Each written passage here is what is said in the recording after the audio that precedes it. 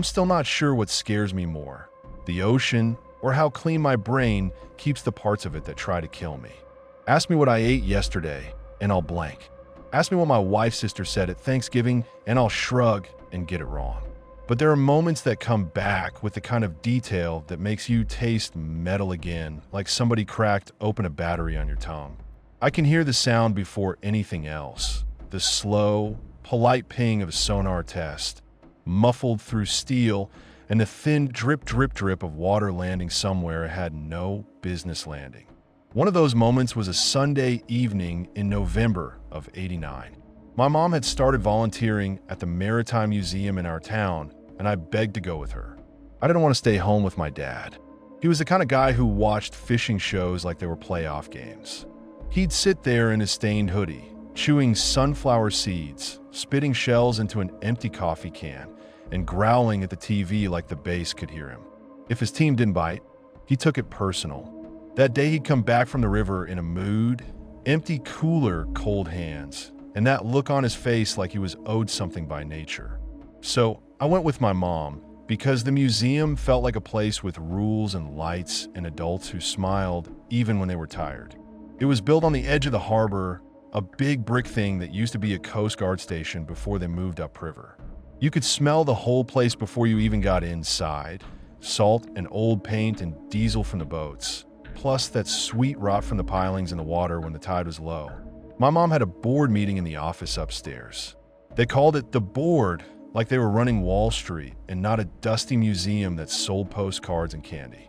She sat me down in the big exhibit hall and told me, real serious, that I wasn't to wander off into any staff areas, and I wasn't to touch anything behind ropes, and if I needed anything, I was to find Mr. Dwyer at the desk.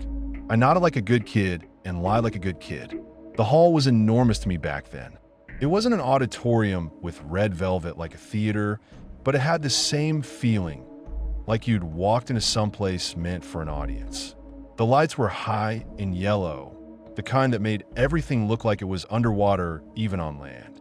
The floors sloped slightly, not on purpose, but because the whole building leaned toward the harbor the way old things do when they've listened to the same waves for too long. There were big display walls painted navy blue with brass plaques and photos of men in uniforms squinting into sun. Rope barriers ran in neat lines, and behind them sat the real stars. A torpedo with a dull nose cone, a rusted anchor the size of a truck, a diving bell that looked like a fat, mean church bell with bolts around its rim. At the far end of the hall, half swallowed by shadow, was the thing I always ran to first. The submarine. Not a full one, not like in movies. It was a section they'd hauled in somehow.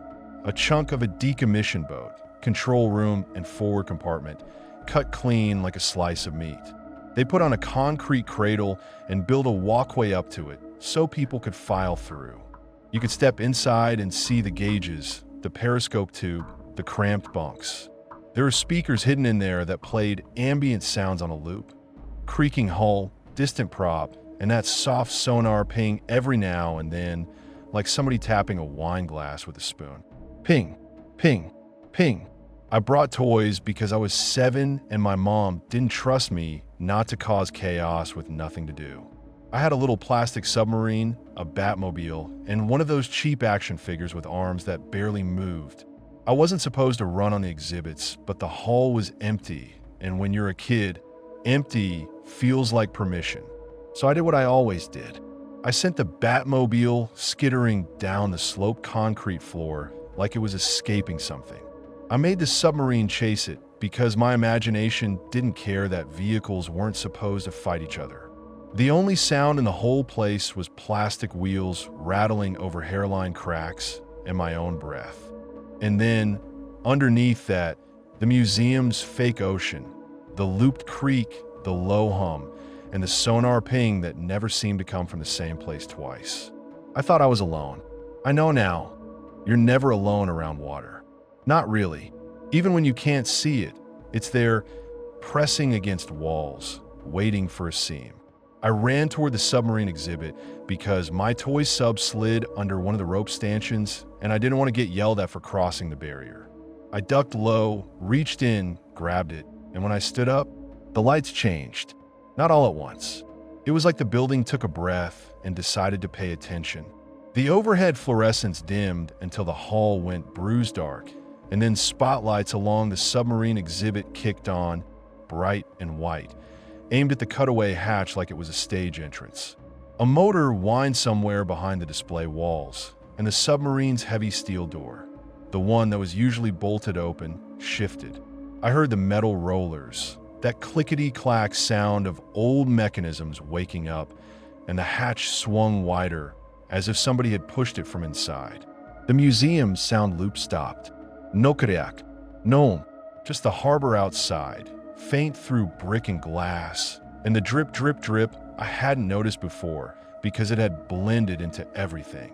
A man stepped out of the submarine. He didn't climb down like a museum employee. He didn't look around like a tourist who got separated from his family. He moved like he'd been waiting for his cue.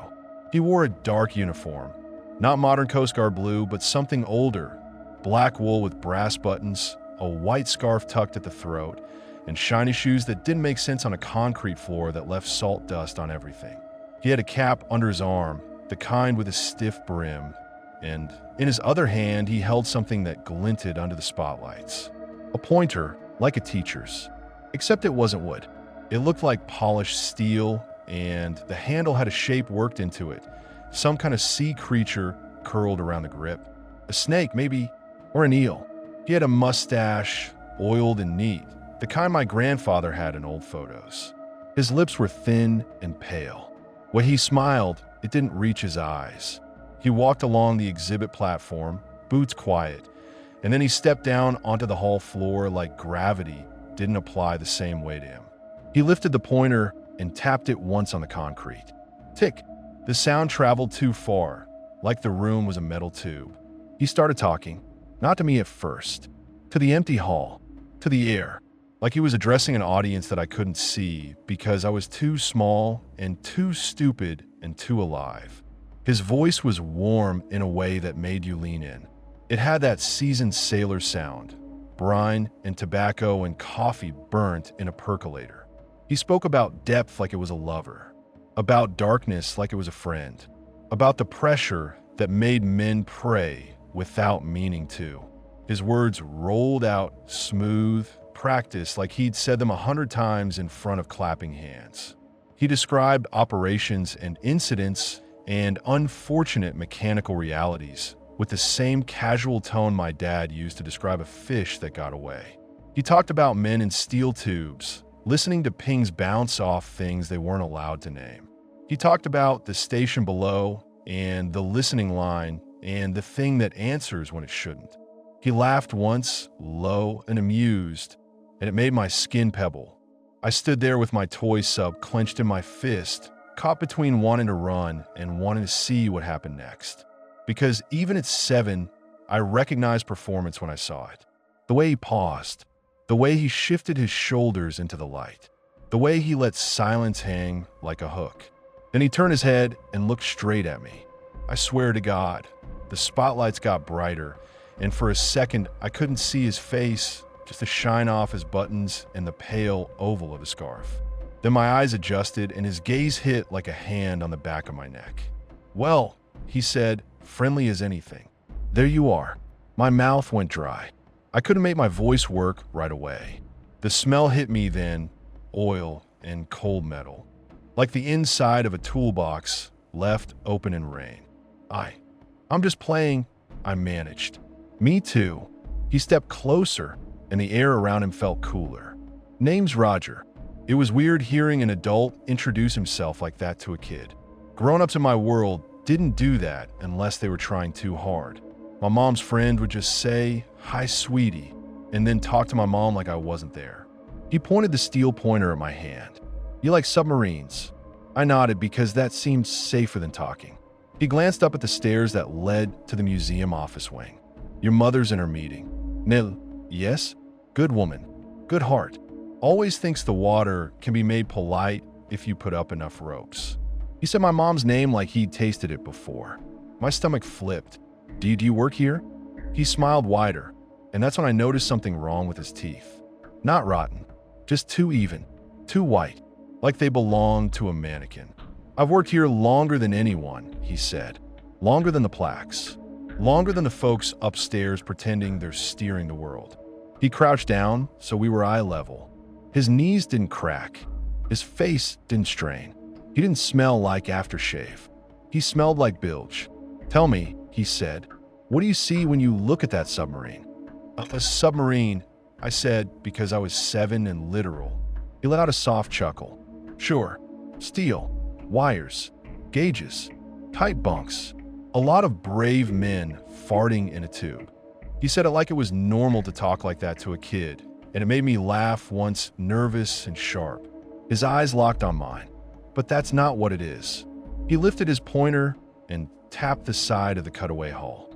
The metal rang, deep and low. Boom, he said softly. Boom, boom. He watched my throat move when I swallowed. You ever been inside? Yeah, I said. On the tour. With school. And did you feel it? He leaned closer. Did you feel how a submarine isn't a vehicle, kid? It's a stage. It's a world. It's a lie you agree to so you can live where you're not supposed to live. I didn't understand all the words, but my body understood his tone. It was the same tone my mom used when she talked about God to my grandma. Like it mattered. He stood up and offered his hand. It wasn't wrinkled like my dad's. It wasn't calloused. It looked normal, but it was cold, and the skin had that faint bluish cast you get when you've been in a pool too long.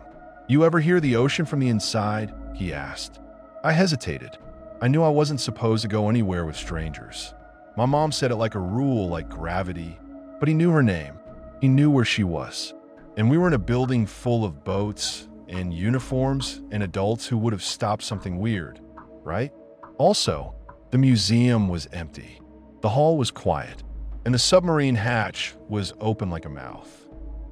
Okay, I said, because curiosity is a kind of hunger.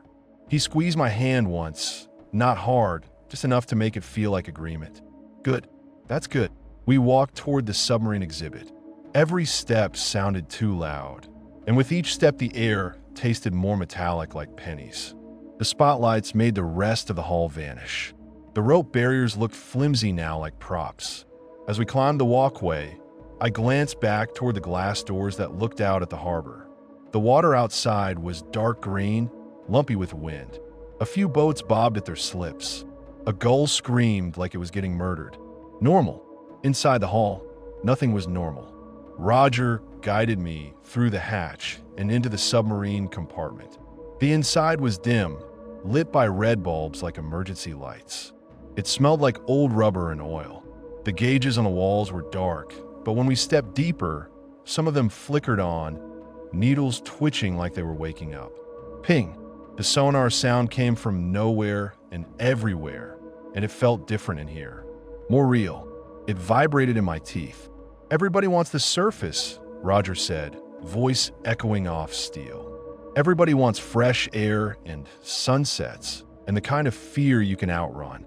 But this, he spread his arms, and his sleeve brushed a pipe that was wet with condensation.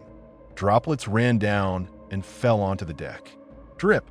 This is where the real magic is. He led me into what the museum labeled the escape trunk demonstration. It was a small chamber built into the exhibit, a circular hatch in the floor with a sign next to it about submarine safety. Kids could look down into it and see a fake ladder. There was a lever on the wall that was supposed to turn on a light, just for show. I'd pulled it before and nothing happened because it was broken. Roger looked at it with something like affection. You can be whoever you want in a tube like this, he said. Hero, coward, ghost, doesn't matter. The special part is what you hear. He tapped his pointer against the wall, gentle. You hear the hull creak. You hear water, trying to remember what shape it's supposed to be. You hear men breathing through rubber. You hear silence that weighs more than any noise. He leaned down to me again. And if you're lucky, you hear the audience. What audience? I whispered. He smiled like I'd asked the right question. He guided me to a small periscope-style viewer bolted to the side of the chamber. It was meant to let visitors look out into a painted background of underwater scenery. Fish, kelp, a wrecked silhouette. It was cheesy, like a school play backdrop. But when I put my eye to it, I didn't see painted fish. I saw black water. Real black. Not dark green harbor at night, black. Not turn off the lights in your bedroom, black. This was depth black, the kind of black that doesn't reflect, that eats light. It made my eye feel like it was falling forward. And in that black, faintly there were shapes. Not fish, not kelp. Taller, upright, like people standing in a row, far away, watching. I jerked back so hard I banged my head on a valve wheel. Pain flared, and I tasted blood. I put my hand to my scalp, and it came away wet, not much, but enough to scare me. Roger didn't react like an adult would. He didn't ask if I was okay. He didn't call for help. He just watched me with calm interest. Seats squeaking. He murmured like he was describing a memory. Quiet rustle of jackets. A cough somebody tries to swallow. The little noises of people pretending they aren't afraid. I saw, my voice shook. I saw people. You saw silhouettes, he corrected. You saw possibility. I wanted to leave then. I wanted to pull away and run out of the submarine and up the stairs to my mom and grab her sleeve and tell her we needed to go. But my body felt slow, like I'd been underwater too long and my limbs were full of sand. Roger put his hand on my shoulder, cold through my sweatshirt. Don't fight it, he said, almost kind. It'll make your heart race. Makes the air taste worse. The air already tasted like rust. He walked me toward a side compartment of the exhibit that wasn't part of the normal tour. The museum rope barrier didn't extend in there. There was no informational plaque, just a steel door with a wheel handle like a vault. I'd never seen it open. Roger spun the wheel with one hand. It didn't squeal. It didn't resist. The door swung inward with a slow grace like it had been oiled yesterday. Inside was a small chamber, round and bare. It looked like a closet made of steel. On the wall was a pressure gauge with a cracked glass face. Under was a row of old fittings, hoses, valves, quick connects. And on a hook, hanging like a costume, was an old hood. Not a modern scuba mask. This was a submarine escape hood, the kind used for training. Clear faceplate, thick rubber collar, a yellowed instruction label. It looked like something from a disaster movie. Drip.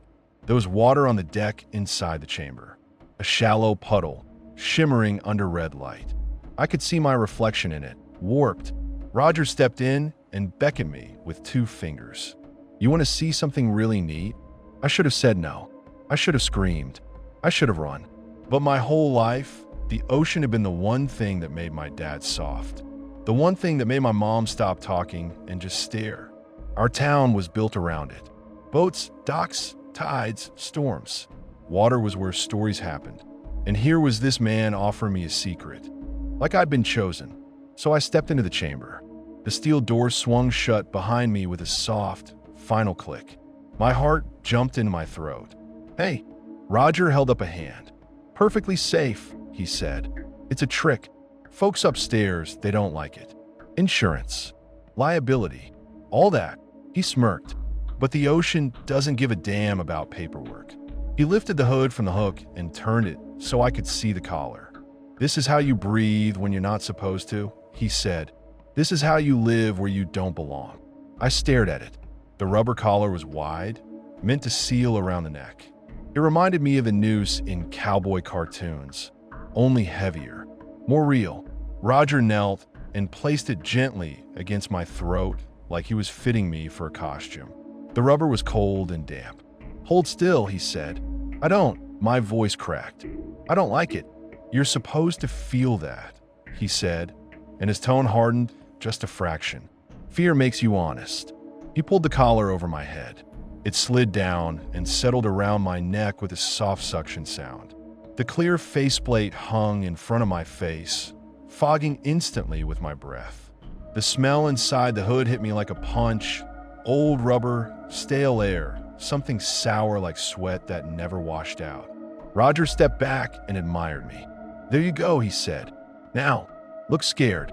I blinked through the foggy faceplate. My hands went up instinctively to tug at the collar, but it didn't move easily. The rubber gripped my skin. Don't, Roger said, sharp. You want the seal to work. Sal, I squeaked. He pointed with his steel pointer toward a lever on the wall inside the chamber. It was different from the museum display lever. This one was thick, bolted to the steel. It had a metal plate next to it with numbers stamped in 0, 50, 100, 150. Sigh. I didn't know what PSI was. I just knew it looked like a machine lever, not a toy. All you have to do, Roger said, voice back to warm, is pull that lever. Just like that. You pull it, and the magic happens. Then what? I asked because even in panic, I needed the next step. Roger leaned closer, and his eyes reflected in the hood's faceplate. For a second, his pupils looked wrong, too wide, like he was in the dark all the time. Then you hear the ocean, he whispered. From the inside, I shook my head. The hood fogged more. My breath sounded loud in my ears. I want my mom, I said. Roger's smile vanished. Your mother can't help you down here, he said flatly. Nobody can. The chamber felt smaller. The drip sound got louder, like water was dripping inside the hood. Drip, drip, drip. My hands trembled. I reached for the lever because my brain did what kids' brains do. It followed instructions when scared, hoping the adult would make it okay after. My fingers wrapped around the cold metal. I started. It's okay, Roger said, and for the first time there was something almost tender in his voice. Trust me. I pulled the lever. For half a second, nothing happened. Then the world changed. A violent hiss exploded from somewhere above me, a sound like a giant exhaling through clenched teeth. My ears popped hard, pain stabbing deep. The hood collar tightened around my neck like a hand. The air inside the faceplate thinned, and my breath turned to frantic sucking. The gauge needle jumped. The puddle on the deck shivered like it had been slapped. And then water surged, not from a floor, from the walls, from seams that weren't there a second ago. It came in thin jets at first, cold as winter river water spraying my legs, my shoes. I screamed, but it came out as a muffled croak inside the hood. The jets turned into a sheet, and the chamber began to fill. It didn't feel like a bathtub. It filled like something being poured into a container you can't stop. The water slapped my ankles, then my calves, then my knees so fast my brain couldn't catch up. It was so cold my skin burned. I tried to reach back for the door wheel, but my hands were clumsy inside the hood's thick collar and the water shoved me around. I spun, fingers scraping steel, nails bending back. I felt the door seam and dug at it like a trapped animal. The wool didn't turn. The hiss kept going. My ears screamed. The water hit my waist, and the hood collar yanked tighter as pressure changed. My throat compressed. My breath turned into ugly, high-pitched gasps. I looked for Roger. Through the hood faceplate, through the rising water, I saw him outside the chamber's little window. Because of course there was a window. A thick round porthole in the steel door that I hadn't noticed until now. He stood on the other side, dry as dust, watching me. He wasn't panicked. He wasn't rushing to open it. He had his pointer tucked under his arm like a cane, and his hand rested on the wheel like he could open it any time. He just watched, and behind him, past his shoulder, in the red-lit submarine corridor, I saw shapes. Dark silhouettes clustered in the narrow hall, like an audience packed into a theater aisle. They didn't move. They didn't speak. They just stood there, head shapes tilted toward the porthole, watching me drown. My feet kicked as the water climbed my chest. I clawed at the hood collar, trying to rip it off, but the suction held. My lungs burned. My body begged me to inhale. I sucked in by accident. Water flooded the hood. Cold, bitter, metallic. It surged into my nose and mouth, and I choked so hard my ribs hurt. I coughed, but coughing just pulled more water in. My eyes went wide, tears mixing with salt. The hood faceplate blurred. I slammed my fists against the porthole. The sound was dull, like punching a mattress. Roger leaned closer to the window. His lips moved. I couldn't hear him through the water and my own choking, but I could read the shape of the words. Open up, like it was a performance note. My vision tunneled. The silhouettes outside wavered like they were underwater too. The red light smeared into black. The last thing I felt was a rhythmic thudding, not my heart. 3 slow knocks, like somebody tapping from outside a hall. Boom, boom, boom. Then everything went dark. I woke up with a tube down my throat and my mom crying into her hands. Hospital light has a smell. It's bleach and plastic and stale air. I remember the taste of my own puke and my lungs aching like they'd been scrubbed with sand. I remember my dad standing at the foot of the bed, face gray, jaw tight, like he was trying not to explode. I tried to talk around the tube. I thrashed. Nurses grabbed my wrists and told me to calm down. My mom kept saying, "Baby, please, please," like she could talk me back into a body that wanted to bolt. When they finally got the tube out and I could speak, I told them. I told them about the lights, the man, the hood, the water coming through the walls, the people watching. My dad's face did something ugly as I talked. He didn't look at me like I was lying. He looked at me like I was accusing the world of something it didn't want to admit. My mom kept shaking her head, whispering, "No," under her breath like she was arguing with a ghost in her own skull. The doctors asked questions in that careful tone adults use when they think you're confused. How long had I been unattended? Did I hit my head? Did I have nightmares? Did I know where I was? A police officer came and asked my mom if she'd left me alone. She got defensive, voice sharp, saying she'd only been gone a few minutes. She could see the hall from the office window. The museum was safe. It was a community place. My dad snapped at her right there in the hospital room. "Safe? You call it safe?" He nearly fucking died. My mom turned on him, eyes wild. "Don't you do that, not now. Don't you blame me when you weren't even there." He stepped closer, voice low and deadly. "I wasn't there because I was working now. I was working so you could go play museum and feel useful." My mom slapped him, not hard, but loud. I remember it because it was the first time I'd seen my parents hit each other, and it landed in my brain like a rock dropped in a deep well. The sound went down and down and down. The nurse made them leave the room for a minute. I lay there shaking, staring at the ceiling tiles, and all I could hear was water, even though there wasn't any. I could feel cold on my skin. Later, a man from the museum came. Mr. Dwyer, red-faced, sweating, smelling like aftershave and panic. He kept saying "Jesus Christ" under his breath like a prayer and a curse at the same time. He told my parents what they'd found. Apparently, I'd been discovered inside the submarine exhibit's back compartment, the one not open to the public. The steel door had been shut. The chamber inside had flooded because somebody had connected an old training line to a water source and left a valve open. And because the museum's plumbing was a patchwork of ancient pipes, it had fed into the chamber like a siphon. They said the safety drain that was supposed to keep the chamber from filling hadn't been installed yet. It was scheduled for the next week. The fitting was sitting in a box in the maintenance closet. They said I must have wandered in, put on the hood as a toy, and pulled the lever that turned on a demonstration water feed for the escape trunk display. A feed that wasn't supposed to be active. They said it like it was all just a dumb chain of accidents. Like I'd been a stupid kid who pressed a button. My dad grabbed Mr. Dwyer by the front of his shirt and shoved him against the wall. "How long?" he barked. "How long was my son in there?" Mr. Dwyer went pale. His mouth worked like he was trying to swallow something too big. "We don't," he started. "How long?" My dad yelled louder. Mr. Dwyer's eyes flicked to me, to the machines, to my mom's face, and then back to my dad.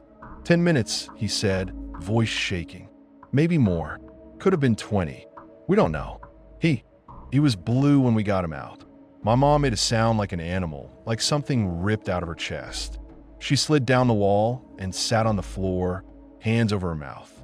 My dad let go of Mr. Dwyer like he'd been burned. I looked at my dad and tried to say, "It was Roger," but my throat was raw and my voice came out thin. My dad didn't look at me.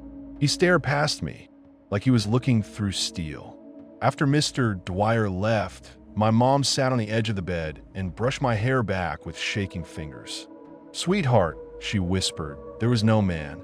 I felt anger flare, sudden and hot, because I knew what I'd seen. I rasped. He knew you.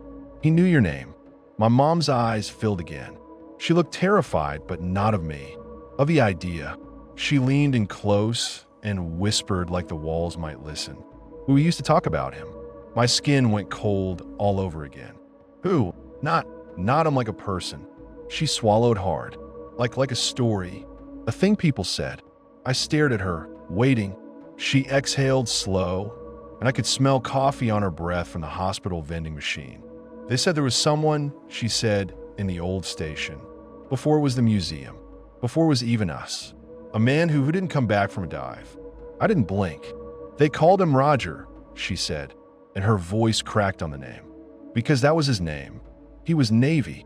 He was a diver. And he had this way of talking, they said. Like he could make people believe anything. My mouth went numb. My mom wiped her face hard, angry at herself for crying. It's bullshit, she snapped too fast. It's a ghost story. People tell stories around water because they can't stand silence. That's all. Did he die? I asked. My mom looked away. The silence stretched, and in it I heard drip, drip, drip in my memory. They said she whispered there was an accident in '77, a training operation off the breakwater. Night dive, something with a cable. Her throat bopped, a winch line snapped, or someone misread a signal. He got pulled under. His helmet hit the ship's prop, or she stopped, eyes squeezed shut. They said he came up in pieces. My stomach lurched. I felt like I was back in that chamber, water climbing. My mom forced herself to look at me. That's what they said. She repeated, like repetition could make it less real. And they said he used to come back. Not physically, just people would hear pings when the equipment was off. Doors would be open when they were supposed to be locked. Somebody would find wet boot prints leading nowhere. She gave a bitter laugh that sounded like it hurt. It's a museum. It leaks. It's on the harbor. Everything's wet all the time. I wanted to scream. He put the hood on me. My mom's face tightened. She looked like she wanted to deny it, but she couldn't. Not after what happened. My dad came back and my mom shut up fast. He'd been in the hallway talking to someone, voice low. He had that hard look still. He pointed a finger at my mom like a weapon. You're done with that place, he said. My mom bristled. Don't tell me. You're done, he repeated louder. I don't give a shit about your board. I don't give a shit about your volunteer friends. You go back there, and I swear to God. My mom stood up, eyes flashing. You swear to God what, Frank? You'll leave? You'll hit me again? You'll drink and scream and blame the ocean like you blame everything. My dad's face twisted. He looked like he wanted to punch a wall. Instead, he jabbed a finger toward me. Look at him, he said, voice raw. Look at what happened. My mom's shoulders sagged. She looked down at me, and her face broke again. I am looking, she whispered. He turned away, wiping his eyes with the back of his hand like he was pissed at his own tears. We're done, he said, and it sounded like a verdict. My mom quit the museum. She called it taking a break, but she never went back. The board members called and left messages. She didn't return them. Mr. Dwyer sent flowers. My dad threw them in the trash. For a while, my parents didn't let me near the harbor at night. That sounds ridiculous in a coastal town where the harbor is basically your front yard, but they tried. My dad would snap if he caught me staring at the water too long. My mom would tug me away from the docks like the tide might reach up and grab my ankle. At school, kids heard something happen to me and made up their own versions. Some said I'd gotten stuck in the submarine and drowned, and they brought me back with paddles. Some said I'd wandered off, and some pervert found me. I didn't tell anyone about Roger because the one time I tried, when I told my cousin at Christmas, he laughed and said I'd watched too many scary movies. So I swallowed it. But I didn't forget it. Not for one day. Because water changes you even when it doesn't kill you. After that, showers made me nervous. I'd stand there with soap in my hair and feel my throat tighten, like the hood collar was still there. I'd wake up at night coughing, sure my lungs were full. I hated the smell of rubber. I hated the sound of dripping faucets. I started counting pings in my head, even when there weren't any. Boom, boom, boom. And the thing that messed me up the most was this. Part of me missed it. Not the drowning part. Not the terror. But the feeling right before, when the lights changed and the world turned into something that looked like a performance meant just for me. When a voice said my name like it mattered. When the ocean felt like it was paying attention. That's the part nobody understands when you try to explain why people go back to the thing that hurt them. They think it's stupidity or trauma or some dramatic need to prove something. Sometimes it's just a call. You can hate the water and still find yourself leaning toward it. When I turned 18, I went back. I didn't tell my parents ahead of time. I didn't ask permission. I just drove my shitty car down to the harbor on a gray afternoon in the spring of 2000, parked in the same lot where my mom used to park, and sat there with my hands on the steering wheel until my palms sweated. The museum looked smaller than I remembered, like most childhood monsters do when you see them with grown eyes. The brick was chipped. The windows were streaked with salt. A faded banner flapped above the entrance advertising a new exhibit about shipwrecks, and the word wrecks made my stomach twist. I could have turned around. I should have turned around. Instead, I got out, walked up to the doors, and pulled them open. The smell hit me first. Salt, old paint, diesel, brought from the pilings. And underneath it, faint but real, that metallic tang like pennies. The hall looked the same but not. New ropes, new plaques, same submarine chunk sitting there like a scar. A kid ran past me holding a toy boat, laughing, his mom calling after him. My throat tightened so hard it hurt. I walked to the front desk, forced my voice to work, and asked if they still needed volunteers. The woman behind the desk looked bored until she saw my face.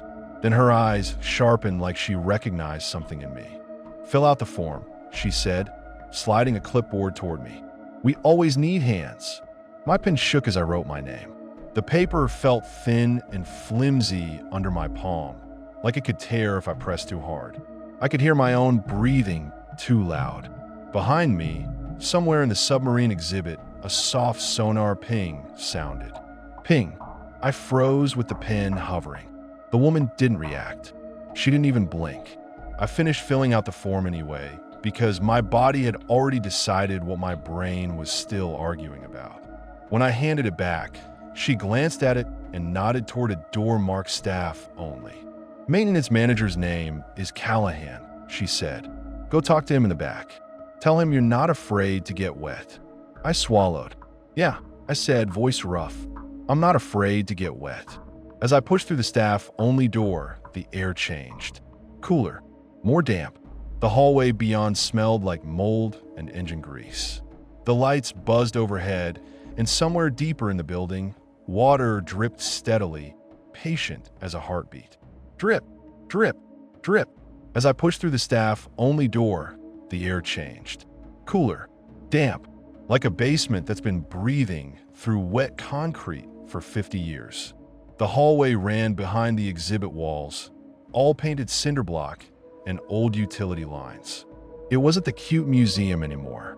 It was a working building that happened to have a few artifacts out front. Pipes ran overhead with condensation beating on them. Every few feet, a rusty floor drain sat like a black eye.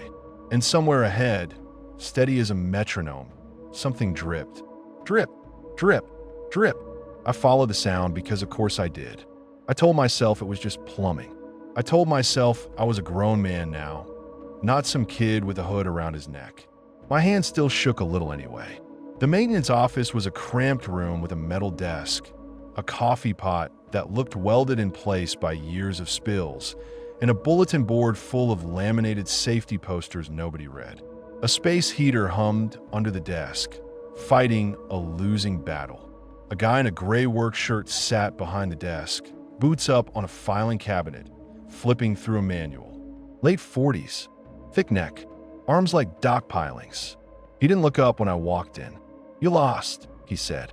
"No," I said. My voice came out sharper than I meant. "Front desk sent me. Volunteer form. Callahan." He lowered his boots slow, like he was deciding how much energy I deserved. He glanced at the paper, then at me. "You got a face like you're here to sue somebody." "I'm here to work." He snorted. "Everybody's here to work until the first time they smell the bilge." He leaned back and picked up a pen. "You ever use tools?" "Yeah." "You ever get seasick?" "This isn't a boat." He smiled without humor. This building is sitting on rotten pilings and salt water, and half of it's older than your grandparents. It moves. It groans. It leaks. It's a boat that forgot how to float. He wrote something down and shoved a key ring toward me. All right, volunteer. That means you do the shit jobs we don't want to do. You mop. You paint. You carry. You don't touch anything with a lock unless I say. And you don't go wandering. I stared at the keys. He noticed. You got a problem? I don't wander, I said. Good, because if I catch you wandering in the back compartments of that submarine, I'll toss your ass out myself. My throat went tight. Why? Callahan's eyes pinned me. Because people do dumb stuff back there. Because it's not safe. Because we had an incident. My heart kicked. What incident? He held my gaze a second longer than normal, then shrugged like he didn't give a damn, but his voice got a little flatter. Kid almost drowned years ago, before my time. The old escape trunk display. They half-assed it. Liability nightmare. We sealed it up. Now it stays sealed. I swallowed. Did he live? Callahan grunted. Yeah, lucky bastard.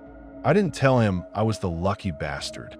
I just nodded and turned away before my face did something stupid. Hey, he snapped. I stopped. He pointed the pen at my chest. You want to play hero? Join the Coast Guard. Here, you follow directions. You hear me? Yeah, I said. He waved me out like I was already a headache. The first few weeks were exactly what he promised. Wet, boring, and full of arguments. The museum people upstairs wanted everything pretty. Callahan wanted everything functional. I was the go-between, the guy hauling buckets and getting snapped at by both sides. Don't drag salt water through the hall, a curator would hiss. It's raining. Karen, Callahan would bark. What the hell do you think rain is? I learned the building's sounds. How the pipes ticked when the heat kicked on. How the harbor wind made the brick creak. How the big submarine chunk made a low, hollow moan at night when the tide shifted like a throat clearing. And I learned the drip. It wasn't constant. It moved. Some nights, it would be in the hallway by the staff bathrooms. Some nights, it would be in the storage room under the stairs. Sometimes I'd hear it behind the exhibit walls like water was falling inside the building's bones. Every time I heard it, my skin would tighten like I was waiting for a hood collar to seal. I didn't talk about it. I didn't ask. I just worked harder, like I could sweat it out. Then one night Callahan put me on closing duty with him. It was a Sunday, off-season, nobody around. We locked the front doors, pulled the security gate down, and the museum got that dead, aquarium feeling, quiet, heavy lit wrong. We walked the hall with flashlights, checking doors and display cases. When we passed the submarine exhibit, my light caught the hatch. It was open, not wide, just cracked, a black seam where there shouldn't be one. Callahan froze. His flashlight beam steadied on it like a gun. The hell, he muttered. My pulse slammed into my ears. It's supposed to be bolted open, right? I heard myself say, dumb and hopeful. No, he said, it's supposed to be bolted shut after hours. He marched up a walkway and grabbed the hatch wheel. He spun it hard. The metal gave under his hand like it had been recently moved. He looked back at me, jaw tight. You been messing around in there? No, I said fast. Too fast. His eyes narrowed. Then somebody else did. He shoved the hatch open and climbed in. The smell that came out hit me like a memory. Oil, cold rubber, pennies. My feet wanted to run, and my pride kept them planted. Callahan flicked his light around the interior. Jesus, he muttered again, quieter. What? I asked. He didn't answer. He dropped down inside and disappeared into the dim. I followed because of course I did.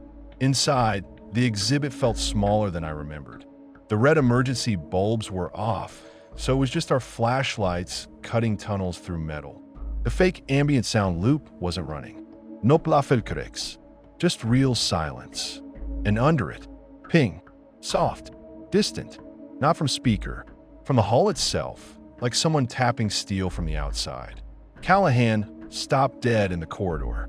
You hear that? He whispered. My mouth went dry. Yeah.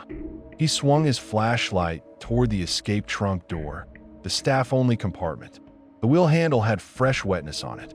Not oil, water, drip. A drop fell from the wheel and hit the deck with a clean little smack. Callahan's face went pale in the flashlight glare. "That's sealed," he said, like he was reminding himself. He grabbed the wheel anyway and tried to turn it. It resisted, not locked, pressed, like something on the other side was pushing back. He swore low and mean and leaned his weight into it. The wheel turned a fraction and then stopped again. "Back up," he snapped at me. I stepped back, heart hammering. Callahan reached down to a valve line along the wall, found a quick release, and yanked. Air hissed, sharp and cold. The steel around us pinged as pressure equalized, like the whole compartment sighed. The wheel loosened under his hand. He glanced at me, eyes hard. "If this is some bullshit prank, I'll bury whoever did it." "It's not me," I said. "Shut up," he said, and spun the wheel. The door opened inward. Cold, wet air spilled out, thick with rubber stink. The flashlight beam hit the floor first. There was water in there, not a puddle. Inches of it, rippling slow like something had just moved through it. Callahan stepped in, boots sloshing. His light swept the walls, the fittings, the gauge. The lever was down, like someone had pulled it. My throat closed. I couldn't breathe right. "It's not active," I whispered, mostly to myself. Callahan looked up at the pressure gauge. The needle wasn't at 0. It sat just above it, trembling like it had a heartbeat. Ping. Closer this time. Callahan's flashlight shook for the first time. He wasn't a jumpy guy. He was the kind of man who'd punch a problem in the mouth. Seeing him scared did something ugly to my insides. He backed out of the chamber and slammed the door shut. He spun the wheel fast, locking it, hands slick with water. "Okay," he said, breathing hard. "Okay, that's not supposed to happen." I swallowed. "Callahan." He whirled on me. "No, don't start. I don't want your ghost stories. I don't care what the old-timers say. Something's wrong with the plumbing, or someone broke in, or his voice hitched. He lowered it, or that chamber's still tied into harbor intake somehow." I stared at him. "Harbor intake?" He rubbed his face with a wet hand. "Old station had a training line. They used to flood that chamber on purpose, simulate an escape. They said it was disconnected when they turned this place into a museum." He barked a laugh with no humor. "People say a lot of shit." "And the ping?" I asked. He went still. His eyes shifted, listening. Nothing. No ping. No drip. Just the museum settling around us. Callahan pointed a thick finger at me. "You don't go in here again. You don't talk about this to the upstairs clowns. You tell me if you hear anything weird. Anything. And if you've got something to confess, now's the time." I wanted to tell him everything. About Roger. About the silhouettes. About the hood. About my lungs filling. Instead, I said, "I hear dripping sometimes." Callahan's face tightened. "Where?" "Different places," I said. He cursed. "Great. Fantastic. That means it's not just one leak." He shoved past me toward the hallway. "Come on," he snapped. "We're shutting down the intake line." We moved fast, deeper into the building, down into a lower level most visitors never saw. The stairs were concrete and slick with damp. The smell got worse. Mold, bilge, old seawater trapped in places it couldn't evaporate. Down there, you could hear the harbor through the walls. Not waves exactly, more like the low pressure of water leaning on brick, the occasional thud of something bumping the pilings. Boom, boom, boom. I stopped on the stairs without meaning to. Callahan looked back. "What's your problem?" I forced my feet to move. "Nothing." We reached a utility room with pipes as thick as my torso. Valves with red wheels. A gauge panel with faded numbers. A big intake line ran along the wall, labeled Harbor Supply in stenciled letters. Callahan grabbed the wheel and started turning. It squealed, metal protesting. As he turned it, the building groaned. Not a normal, settling creak. A long, drawn-out complaint like steel flexing. Ping, right over our heads. Callahan froze, hand on the wheel. Another ping answered it from farther away. Ping, light call in response. My stomach turned to ice. "That's sonar," I whispered. Callahan stared at the intake line like it might bite him. "No," he said, but it didn't sound convinced. "No, that's pipes. That's just pipes." The wheel suddenly spun easy under his hands like something let go. Water hammered inside the line. You could hear it rushing hard like a vein under pressure. Then the whole room shook with a single heavy knock from the other side of the wall. Boom! Dust fell from the ceiling. Callahan jumped back, swearing. The intake gauge needle spiked. And in the middle of all that noise, clear as a voice in your ear, I heard a laugh. Warm, baritone, the kind of laugh that makes you lean in before you realize you're leaning toward cliff. Callahan looked at me, eyes wide now, no more tough guy bullshit. "You hear that?" he breathed. I couldn't lie anymore. "Yeah." He whispered, "What the fuck is that?" I thought of Roger's smile behind the porthole. I thought of the silhouettes watching. I thought of "Open up." My voice came out cracked. "It's him." Callahan's face tightened like he was going to argue, and then the lights flickered. Just once. A blink. When they came back, the intake gauge needle had dropped to 0. The rushing stopped. The room went quiet. Callahan stared at the dead gauge like it insulted him. He reached out and tapped it with his knuckle. It didn't move. Then, drip, a single drop fell from the intake line onto the concrete, right between our boots. Callahan backed away slowly. "We're closing the museum for maintenance," he said, voice flat. "Tomorrow. I don't care what the board says. Something's wrong. Something's," he swallowed hard. "Something's here." He turned and climbed the stairs fast, like staying in that room was drowning. I followed, legs shaking. That night, I didn't sleep. I sat in my car in the harbor lot with the seat leaned back, watching the black water through the windshield. Boats rocked at their slips, ropes creaking. A buoy light blinked out in the channel like an eye opening and closing. Every time the wind shifted, I swore I could taste rubber. My parents didn't know I was back at the museum yet. I hadn't told them. I've been trying to keep it quiet, like a secret addiction. That night, I drove home at 3 a.m., walked into the kitchen, and found my dad sitting at the table in the dark. He didn't jump. He didn't ask where I'd been. He just said, "You went back." My throat tightened. "How'd you?" He tapped the ashtray with a cigarette he wasn't smoking, just holding. "I saw your car down by the harbor earlier," he said. "Same dumb place you always park when you can't leave something alone." I stood there, too tired to play games. "I'm volunteering." My dad jaw worked. "Your mother would lose her mind." "She doesn't have to know," I said. He barked a laugh. "You got her stubborn streak, don't you?" "Dad." He leaned forward, eyes hard in the dark. "Did you see him?" My blood went cold. "You don't believe?" "I didn't believe," he said, cutting me off. His voice cracked on the confession. "I told myself you were a kid. Kids do dumb shit. Kids make up stories." He swallowed. "Then I went down there after your mom quit. One time, just to stand outside and prove to myself it was nothing." He stared at the table like he could see the wood grain through decades. "The hatch was open," he whispered, "and I heard a man laughing in there." My mouth went dry. "Why didn't you tell me?" My dad's eyes flashed up angry. "Because I don't know what to do with that. Because I don't know how to fight something that lives in water." He stood up, chair scraping. "Stay away from that place," he said, voice rising. "You hear me? Stay the fuck away." "I can't," I said before I could stop myself. He froze. "What?" "I don't know why," I said, and the honesty tasted like blood. "But I can't." My dad's face twisted. He looked like he wanted to hit me and hug me at the same time. Instead, he shoved past me and went to the sink, turning on the faucet hard like he needed the sound of running water to cover his breathing. "You're gonna get yourself killed," he said, voice low. "Or worse." The faucet kept running. Drip wasn't in the kitchen, but in my head it was. The museum shut down for maintenance like Callahan promised. The board screamed. The curator lady threatened to call the city. Callahan told them to go to hell.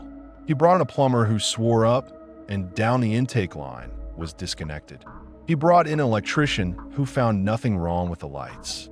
They checked the escape trunk chamber seal twice a day. Bone dry, lever up, gauge at 0, and still Some nights, the drip moved. Some nights, when I was alone in the hall repainting a scuffed wall or hauling trash out back, I'd hear the sonar ping. Ping. Not from the speakers. Not from the exhibit loop. From the hull. Once, I was on the walkway by the submarine hatch, replacing a broken rope stanchion. I felt something like a vibration under my palm on the steel, like a voice too low for ears. I pulled my hand back fast, and my fingers were wet. I looked at my palm under the light. Clear water, cold as the harbor. I started to crack. Not dramatically, just in small ways. I'd snap at people over nothing.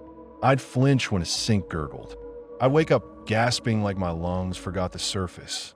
I'd go down to the docks and stand too close to the edge, staring like the black water was a doorway I could step through if I wanted. One afternoon, I got into it with Callahan. He caught me standing at the submarine hatch, staring at the wheel like it was a gun, and I was deciding whether to use it. He grabbed my shoulder hard. "What are you doing?" I spun on him, rage flaring because fear had nowhere else to go. "Maybe I'm trying to finish it," I snapped. His eyes went wide.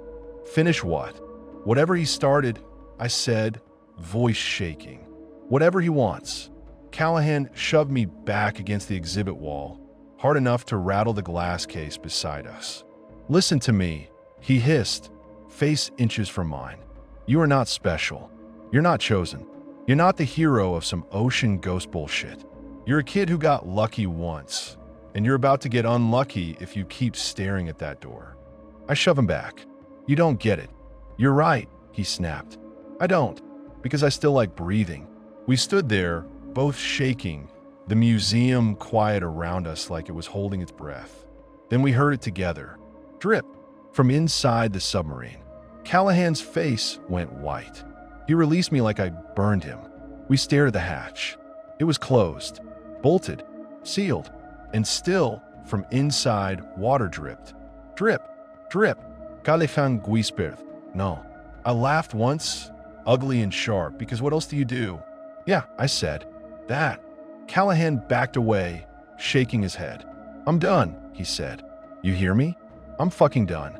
He jabbed a finger at the submarine. "That thing can rot. The museum can rot. I'm not dying in a damn exhibit." He walked out, grabbed his coat, and left. Just like that. No woodbye, no paperwork. He never came back.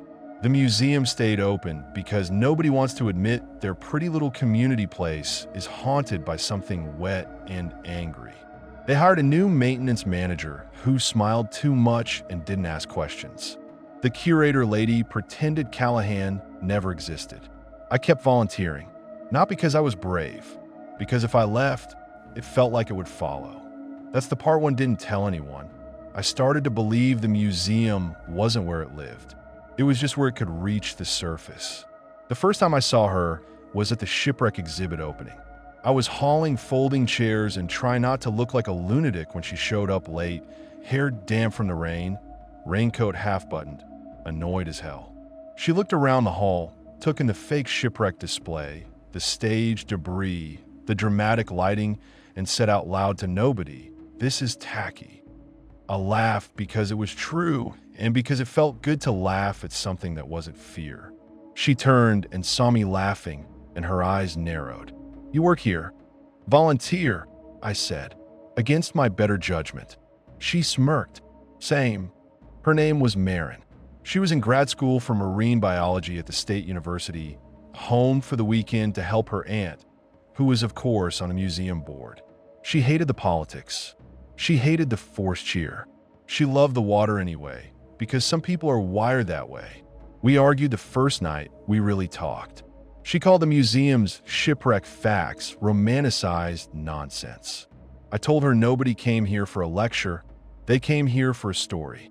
She said stories get people killed when they ignore reality.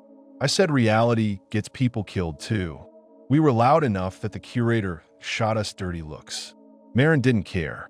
I liked that.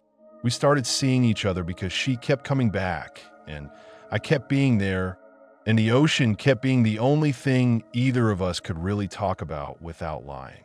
The first time I told her about the escaped trunk, she didn't laugh. She didn't roll her eyes. She stared at the submarine hull like it might answer. That chamber shouldn't flood if it's disconnected, she said, practical as a knife. I know, I said. And sonar pings don't come from nowhere, she said. I know. I repeated because hearing someone else say it made my chest ache. She put her hand on the steel and closed her eyes like she was listening through her skin. I grabbed her wrist fast. Don't. She opened her eyes, annoyed. What? You don't touch it like that, I said, and I hated how scared I sounded. She pulled her wrist free. You think it's contagious? I think it wants attention, I said. She stared at me a long time. Then she nodded once, slow. Okay, she said. Then we don't feed it. We tried. For months, we tried. I stopped volunteering at night. I stayed out of the back corridors. I avoided the hatch. I stopped standing on docks at midnight like a dumb ghost waiting for a reply. Marin graduated. She got a job with a research outfit that did offshore surveys, sonar mapping, environmental impact stuff, the kind of work that keeps you on boats for weeks. Real boats, real water, real depth. She asked me to come with her. Not as some romantic runaway together thing. As a straight question. Do you want to spend your life staring at a museum exhibit that hates you, she said, or do you want to actually live in the water you can't stop thinking about? My dad blew up when I told him. He called it suicide. He called me selfish. He called Marin stupid. My mom cried and begged and said she'd finally started sleeping again and please don't make her go back to those nights. I screamed at them for the first time in my adult life. Full-throated. Ugly. You don't get to lock me in a dry room because you're scared of the ocean, I snapped. You raised me on it. You put it in my blood. And now you want me to pretend it doesn't call. My dad's face went white. He slapped the counter hard enough to rattle the dishes. It doesn't call, he snarled. It takes. I left anyway. We went offshore. For a while, I thought maybe that was the resolution. That the museum was the anchor point and leaving it would cut the line. Life got simple in the way boat life gets simple. Wake up, work, eat, sleep. The sound of engines became the background instead of my heartbeat. The smell of diesel and salt felt normal instead of like a warning. We ran sonar surveys over the continental shelf, over wreck sites, over underwater canyons where the map fell away like a cliff. At night, the hull creaked. Pipes gurgled. Water slapped the side like a hand. Marin slept like a rock. I learned to sleep too. Then we got assigned a job that made my stomach drop. A mapping run near our home harbor. Not inside it, but offshore close enough that I could see the lighthouse blink at night like a distant pulse. I didn't tell Marin I was scared. I didn't want to be that guy. I told myself it was fine. It was just geography. Water is water. The first night on that run, the sonar tech ran a calibration test. The ping sounded through the speakers, clean and bright. Ping. Marin looked at me across the cramped lab and raised an eyebrow. You okay? Yeah, I lied. We went to bed. The ship rolled gentle. The air in the cabin was damp and smelled like our wet clothes. I stared at the ceiling until my eyes burned. Around 2 a.m., I heard it. Not from the ship's sonar system. From the hull. A soft, polite knock, like someone tapping from outside where nobody could be. Boom, boom, boom. My whole body locked. Marin stirred. What? Silence, I hissed, sitting up. The knock stopped. Then, faint, almost playful. Ping. Marin sat up, hair a mess, eyes sharp. That wasn't the system. No, you whispered. We got out of bed and stepped into the narrow hallway outside our cabin. The ship's lights were dim. The hum of engines filled everything. Someone snored in another cabin. And in the middle of that normal ship noise, there was another sound. Drip, drip, drip. Water was dripping in the corridor. Not from pipe, not from a vent. From the ceiling panel above the emergency light, where there was no plumbing at all. Marin stared up at it, jaw tight. That's impossible, she whispered. A drop fell and hit her shoulder. She flinched like it burned. I grabbed her hand. Don't. She looked at me, and for the first time, I saw a real fear in her face. Not academic curiosity, not skepticism. Fear. What did you do to it? She whispered. I didn't do anything, I said, my voice broke. That's the problem. The dripping stopped.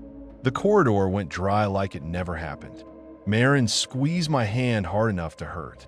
"Okay," she said, voice steady because she was forcing it. "Okay, we treat it like a hazard. We document. We don't engage." I laughed once, breathless. "It's not a leak." "No," she agreed. "It's not." We stayed on that ship 2 more weeks. Nothing else happened. No more knocks. No more drips. No more pings. By the end, I almost convinced myself it had been stress, imagination, condensation. We went home and got married anyway. Small wedding by the water because we're idiots like that. My dad didn't smile much, but he showed up. My mom hugged me like she was trying to weld me to the surface. Marin's laugh cut through the wind like she didn't give a damn what was watching from below. For a while, life was good. We moved a little inland, but still close enough to smell the harbor on windy days. Marin worked offshore in rotations. I did deck work, maintenance, whatever kept me around boats without putting me in a museum hallway. We fought like real people fight, money, schedules, whose turn it was to do laundry, the fact that I go quiet when I heard pipes gurgle. Then Marin got pregnant. That should be the part where everything becomes wholesome and resolved, right? The part where the horror fades because love wins. Here's what I'll tell you instead. The first time we brought the baby home, Marin put him in the crib and collapsed in a bed like she'd been hit by a truck. I stood in the nursery doorway, watching the tiny rise and fall of his chest, and I felt something inside me unclench for the first time in years. Then I heard it, not from the baby monitor, not from the house settling, from the corner of the room where the humidifier sat, unplugged. Drip. A single drop hit the hardwood floor. I stared at the spot. Another drop hit the exact same place. Drip. My mouth went metallic. Pennies. Batteries. Rushed.